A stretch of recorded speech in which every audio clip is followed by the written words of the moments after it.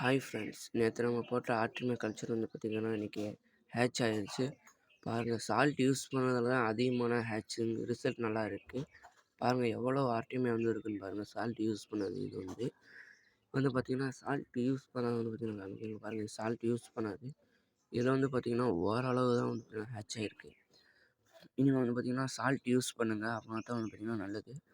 வாங்க இப்போ நம்ம ஃபிஷஸ்க்கு ஃபீட் பண்ணிக்காங்க. இந்தமாரி சிரிஞ்சு இல்லைனா ட்ராப்பர் யூஸ் பண்ணி பார்த்திங்கன்னா எல்லாத்தையும் செக் பண்ணி எடுத்துக்கோங்க.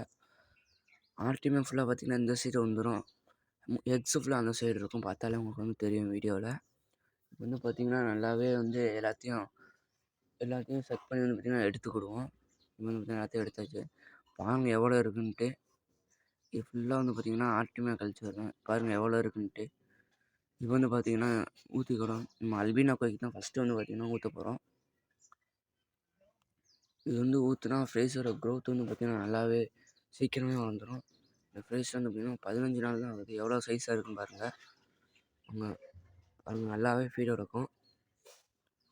அடுத்து வந்து பார்த்திங்கன்னா நம்ம டோபஸ் ப்ளூக்கு வந்து பார்த்திங்கன்னா ஊற்றிக்கிடுவோம்.